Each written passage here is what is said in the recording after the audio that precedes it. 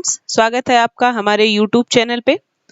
आज हम लोग पढ़ेंगे डीएलएड थर्ड सेमेस्टर का एसएसटी का जो प्रीवियस ईयर पेपर था उसको सॉल्व करेंगे। ठीक है, 2018 का ये एसएसटी का प्रीवियस ईयर पेपर है।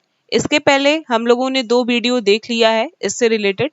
ये आज का हमारा पार्ट थर्ड है। आज हम पार्ट थर्ड के बारे में पढ़ेंगे, जो कि कह सकते हैं कि अति लघुत्तरी वाले क्वेश्चंस जो होंगे वो हम देखेंगे।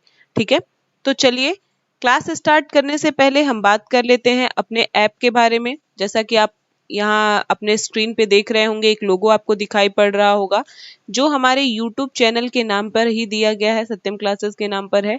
ठीक है, इस ऐप पर आपको टीचिंग से रिलेटेड सारे कोर्स जो हैं वो आपको बड़े आसानी से मिल जाएंगे।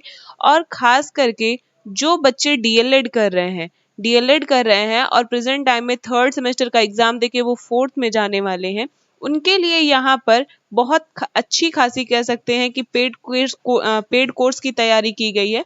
वो पेड कोर्स जो है वो आपको मैथ और एसएसटी की मिलने वाली है। ठीक है, मैथ और एसएसटी की मिलने वाली है। इसको आप चाहें तो अलग अलग भी परचेज कर सकते हैं और अगर आप चाहें तो इसका कॉम्बो कोर्स भी ले सकते हैं। ठीक है, और दूसरी चीज हम आपको बता दें जो आपके लिए सबसे ज्यादा इंपॉर्टेंट है, तो फ्री स्टडी मटेरियल के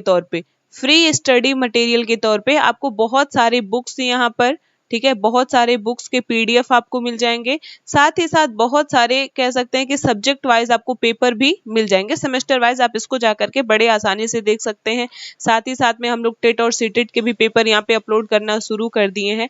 और दूसरी जो हम आपको इन्फॉर्मेशन देना चाहते हैं वो ये है कि 1 जून से, ठीक है, 1 जून से हमारा टेट और सीटेट का क्लास स्टार्ट होने वाला है। टेट और सीटेट का क्लास स्टार्ट होने वाला है, नया बैच ये शुरू हो रहा है। अगर आप चाहें तो खुद को यहाँ से इनरोलमेंट करवा सकते हैं। ठीक है, चलिए तो स्टार्ट करते हैं आज की क्लास।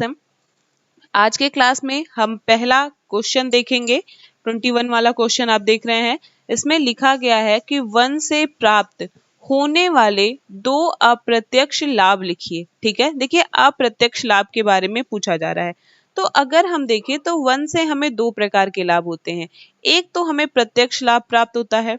ठीक है, प्रत्यक्ष लाभ में मतलब जिसको हम देखते हैं, जिसको हम समझते हैं, हर कोई जानता है। ठीक है, एक तो हम लकड़ी प्राप्त कर सकते हैं। ठीक है, लकड़ी प्राप्त कर सकते हैं। दूसरी चीज, हम पशुओं के लिए चारा प्राप्त कर सकते हैं। ठीक है, चारा प्राप्त कर सकते हैं, ईंधन प्राप्त कर सकते हैं। इसके बाद हम क्या प्राप्त कर सकते हैं, बहुत सारे फल, जड़ी बूटी। ठीक है, ये सारी चीजें हम डायरेक्ट जाकर के वन से लेते हैं, इसलिए हम इसको देखते हैं और जानते हैं। ठीक है, लेकिन जो वनों के अप्रत्यक्ष लाभ हैं वो क्या क्या हैं, तो देखिए वनों के जो पहला कह सकते हैं अप्रत्यक्ष लाभ है, वन के होने से वर्षा होती है। ठीक है, क्या होती है, वर्षा का नियमित होता है, एक सीक्वेंस बना रहता है, वर्षा नियमित होती है। ठीक है, दूसरी चीज आप कह सकते हैं कि जो बाढ़ का रोकथाम है, ठीक है, बाढ़ की रोकथाम भी होती है। कैसे बाढ़ की रोकथाम होती है, तो जब बारिश अधिक हो जाएगा ना, तो ये पेड़ जो होते हैं वो अपने जड़ों में बहुत सारे मृदा को रोक करके रखते हैं, तो मृदा का कटाव नहीं होता, इसलिए बाढ़ नहीं आता। ठीक है, तो दूसरा चीज हम ये भी कर सकते हैं कि मृदा की अपरदन को रोकते हैं, अपरदन को रोकते हैं। और हम क्या कह सकते हैं, हमें साफ सुथरा या कह सकते हैं ऑक्सीजन हमें प्रोवाइड करते हैं, ऑक्सीजन देते हैं। ठीक है, तो इस तरीके से कुछ ऐसे लाभ हैं हमारे वन के माध्यम से जिससे बहुत कम लोगों को पता होता है कि अप्रत्यक्ष रूप से हमें वनों से क्या प्राप्त होता है। ठीक है, चलिए आज के नेक्स्ट क्वेश्चन पे आ जाते हैं।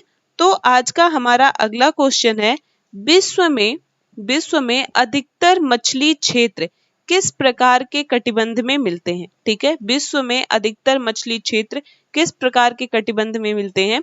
विश्व का सर्वाधिक मछली पकड़ने वाला क्षेत्र कौन सा है।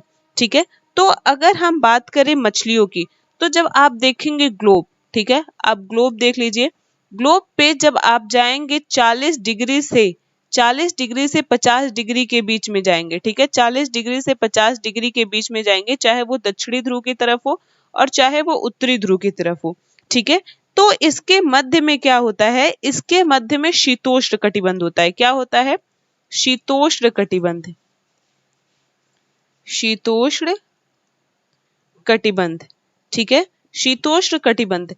तो ऐसे जगहों पर, मतलब इस प्रकार के कटिबंध में, ऐसा आप कह सकते हैं कि शीतोष्ण कटिबंध में अधिकतर मछली क्षेत्र पाए जाते हैं, ठीक है। शीतोष्ण कटिबंध में अधिकतर मछली क्षेत्र पाए जाते हैं, अधिकतर मछली क्षेत्र पाए जाते हैं, ठीक है। लेकिन इसमें फिर नीचे क्या पूछा है कि विश्व का सर्वाधिक मछली पकड़ने वाला क्षेत्र कौन सा है, ठीक है। तो जो हम कह सकते हैं कि जहां पे अधिकतर मछली पाया जाता है, तो उसमें आपको समुद्रों के हिसाब से अलग अलग बांट सकते हैं, जिसमें आप पहला कह सकते हैं कि उत्तर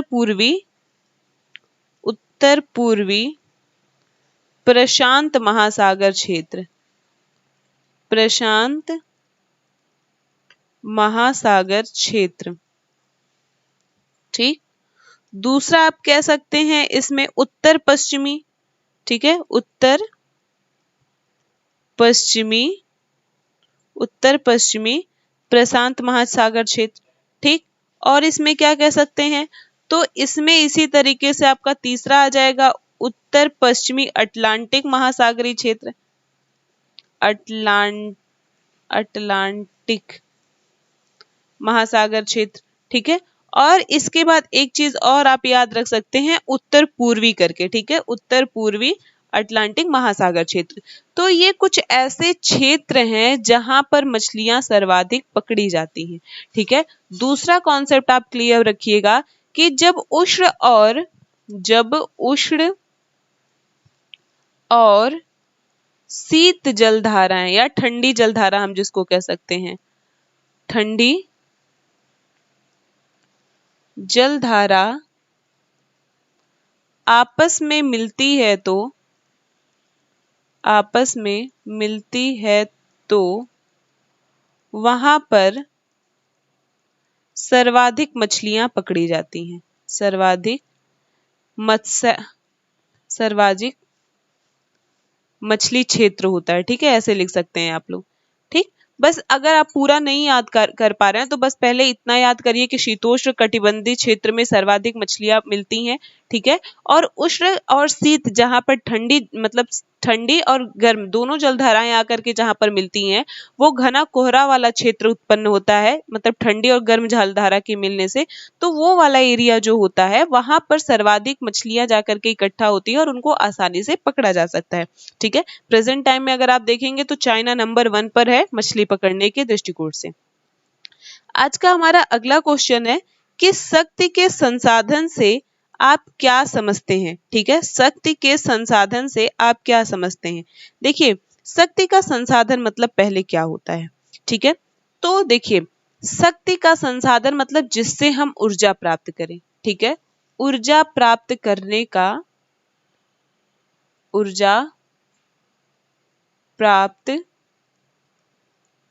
करने का साधन, ठीक है।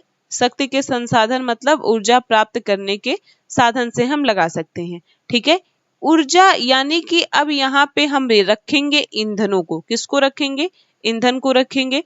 तो अगर आपको पता हो तो जो शक्ति के साधन होते हैं वो 2 टाइप के होते हैं, ठीक है, 2 टाइप के होते हैं। या हम इस तरीके से लिख सकते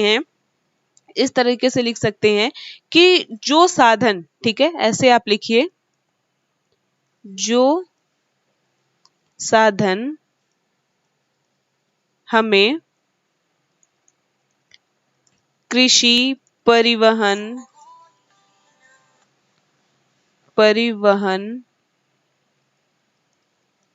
संचार,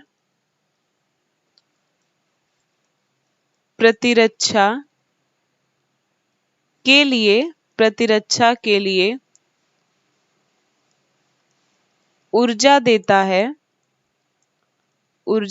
है, शक्ति के संसाधन कहलाते हैं, शक्ति के संसाधन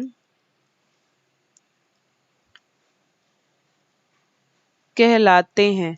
ठीक है, शक्ति के संसाधन कहलाते हैं। अगर आप देखें तो जो शक्ति के संसाधन होते हैं वो दो तरीके के होते हैं।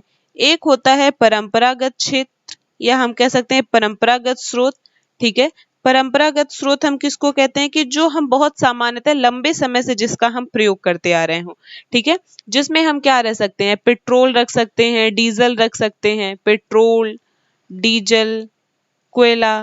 ठीक है, इनका प्रयोग हम बहुत दिनों से, बहुत टाइम से कर रहे हैं। और एक हम रखते हैं गैर परंपरागत स्रोत। क्या रखते हैं, गैर परंपरागत स्रोत, यानी कि जिनका अभी हम जल्दी प्रयोग करना शुरू किए हैं। ठीक है, तो उसमें हम क्या रख सकते हैं, पहला चीज हम सोलर से रिलेटेड रख सकते हैं, सोलर रख सकते हैं।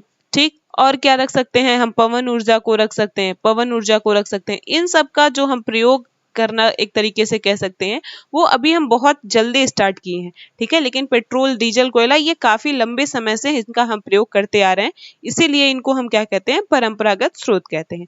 ठीक, चलिए आज के नेक्स्ट क्वेश्चन पे आ जाते हैं।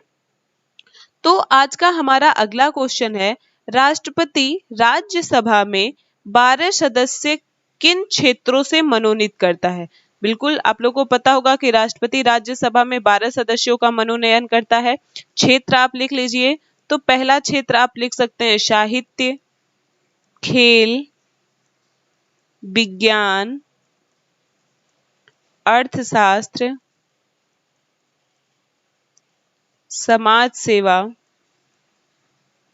ठीक है, तो इस तरीके से कुछ ऐसे क्षेत्र हैं जहां से राष्ट्रपति क्या करते हैं कि सदस्यों का मनोनयन करते हैं राज्यसभा के लिए।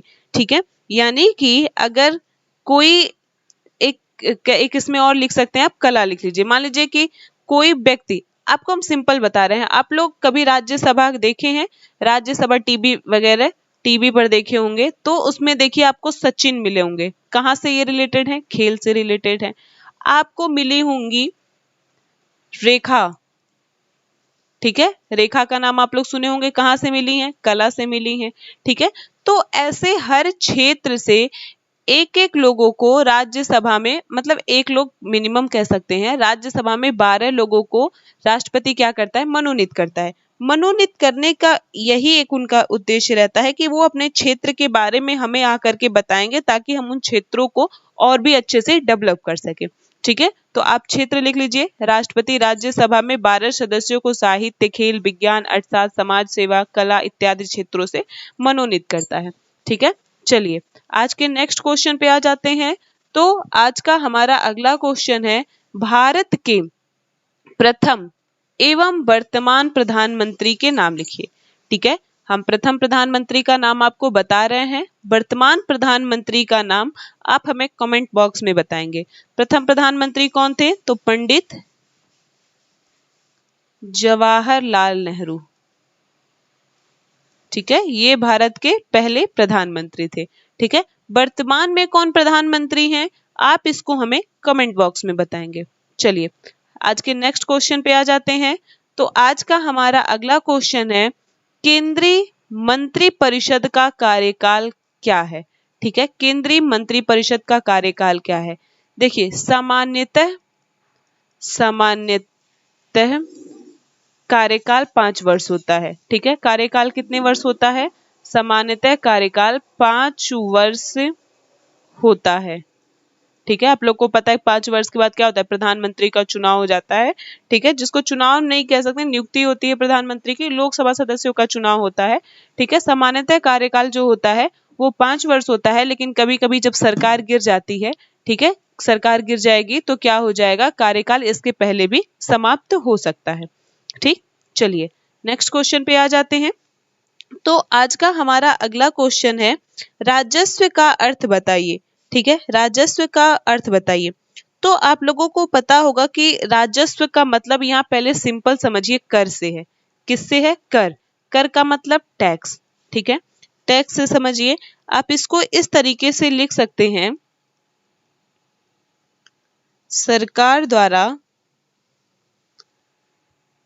लिए जाने वाले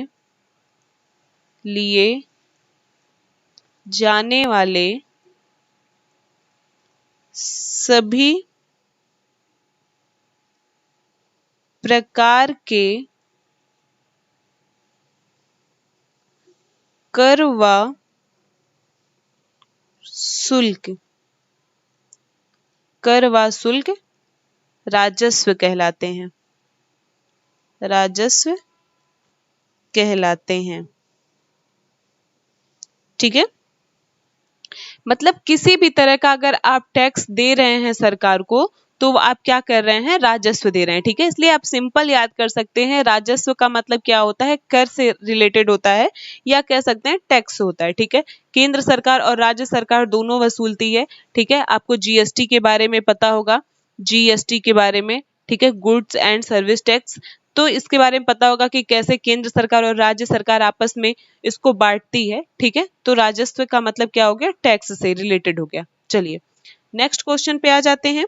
तो आज का हमारा अगला क्वेश्चन है, किस योजना, ठीक है, किस योजना, ब्रैकेट में लिखा हुआ है पंचवर्षीय योजना। ठीक है, यानी कि यहाँ पंचवर्षीय योजना के बारे में पूछा जा रहा है। किस पंचवर्षीय योजना का मुख्य उद्देश्य, किस पंचवर्षीय योजना का मुख्य उद्देश्य समावेशी विकास था, समावेशी विकास। ठीक है, तो देखिए पहला चीज आपको हमें कमेंट में बताना है कि भारत में पंचवर्षीय योजना की शुरुआत कब हुई। भारत में पंचवर्षीय योजना की शुरुआत कब से हुई। ठीक है, ये आप हमें कमेंट में बताएंगे। तो आज का आंसर हम आपको बताते हैं। देखिए जब आप देखेंगे 11वीं पंचवर्षीय योजना, कौन सी, 11वीं पंचवर्षीय योजना। ठीक है, 11वीं पंचवर्षीय योजना शुरू कब हुआ था, 2007 से शुरू हुआ था और 2012 तक चला था। 2007 से शुरू होकर के 2012 तक चला। इसी योजना के अंतर्गत, ठीक है, इसी योजना के अंतर्गत समावेशी विकास को रखा गया। ठीक है, समावेशी विकास मुख्य उद्देश्य।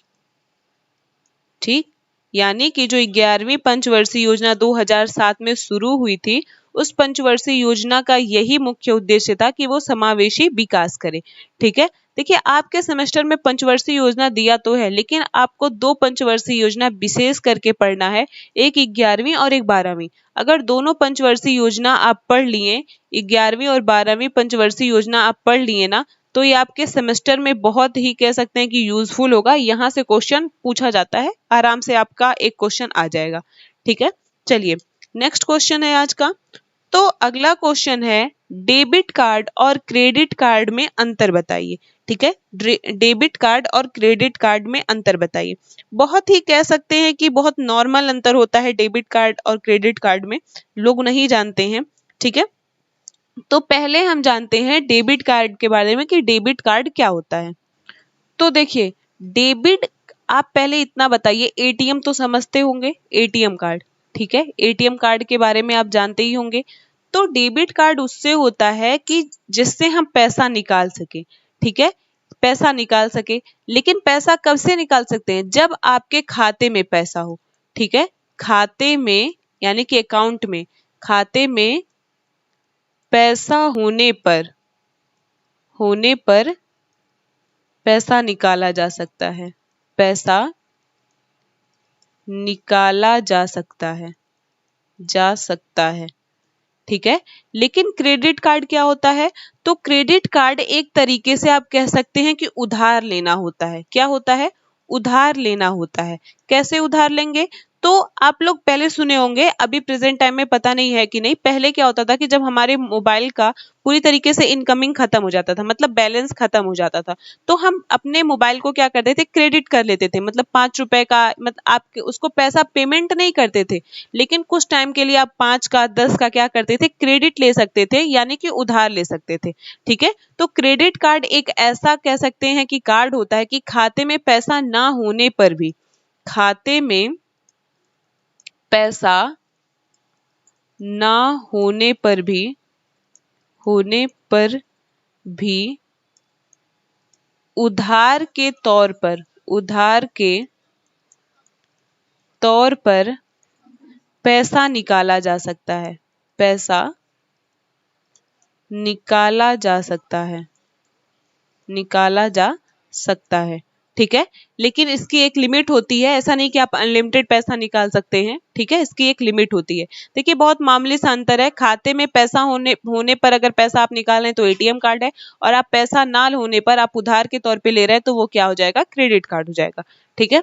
चलिए आज के नेक्स्ट क्वेश्चन पे आ जाते हैं। तो आज का हमारा अगला क्वेश्चन है, भारत में संचार के दो साधनों के नाम लिखिए, ठीक है। भारत में संचार के दो साधनों के नाम लिखिए।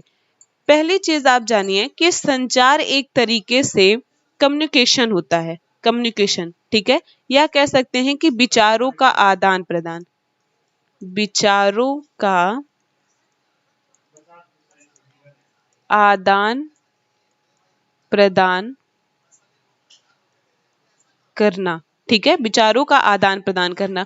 तो आप कैसे कर सकते हैं, इंडिया में हो या फिर इंडिया के बाहर, बहुत नॉर्मल चीजें हैं, पूरे कंट्री में एक ही तरीके से हैं, ठीक है। जैसे आप एक तरीके से कह सकते हैं इंटरनेट, ठीक है। इंटरनेट आजकल बहुत ही ज्यादा आप देख रहे होंगे मल्टीमीडिया चल रहा है, बहुत ही ज्यादा लोग इस पे सक्रिय रहते हैं, बहुत सारे पोस्टें यहाँ पे करते रहते हैं, कहीं घूमने गए तो भी पोस्ट, ठीक है। किसी का दिल टूट गया तो भी पोस्ट, तो सारी पोस्टें आपको यहाँ मिल जाएंगी, बहुत आसानी से आप संचार प्राप्त कर सकते हैं, ठीक है। दूसरी चीजें आप क्या है, तो दूसरी चीजें आप याद रख सकते हैं कि जिसको हम कहते हैं पत्र, क्या कहते हैं, पत्र कहते हैं, पत्र के माध्यम से भी हम कर सकते हैं। इसके बाद फोन कह सकते हैं, मोबाइल फोन वगैरह जिनका हम यूज कर सकते हैं, किताबें हम कह सकते हैं, न्यूज़पेपर, ठीक है। ये सारे क्या होते हैं, ये सब भारत में कहें या पूरे विश्व लेवल पे कहें, ये संचार के साधन है, ठीक है। तो ये दो साधन लिखने के लिए बोले, आप बहुत सारे साधन लिख सकते हैं, ठीक है। तो आज का हमारा जो 10 क्वेश्चंस का एक कहते हैं सीरीज है, ठीक है, वो सीरीज खत्म हुआ। कल हम अपने नेक्स्ट वीडियो में मिलेंगे। उस वीडियो में हम 31 क्वेश्चन, जहां से हमारा लघु उत्तरीय क्वेश्चन स्टार्ट होता है, वहां से हम क्वेश्चन सॉल्व करेंगे, ठीक है। अगर आपको वीडियो पसंद आया हो तो आप वीडियो को लाइक करिए, शेयर करिए, और अगर आप चैनल पे नए हो तो इसको सब्सक्राइब भी कर सकते हैं, ठीक है। दूसरी चीज हम आपको बता दें कि हमारा जो ऐप है आप उसको बिल्कुल डाउनलोड कर सकते हैं, डाउनलोड करिए, मैं आपको यही सजेस्ट करूंगी। और जा करके उस पर बहुत सारी ऐसे फ्री स्टडी मटेरियल के तौर पे हैं चीजें जिसको आप विजिट कर सकते हैं। साथ ही साथ जो हमारा कोर्स है, ठीक है, कोर्स से रिलेटेड भी सारी चीजें आप वहां पे देख सकते हैं। एक आपको फ्री डेमो क्लास भी मिल जाएगा, आप उसको जा करके विजिट कर सकते हैं, ठीक है। चलिए मिलते हैं नेक्स्ट वीडियो में, तब तक के लिए थैंक यू गाइज।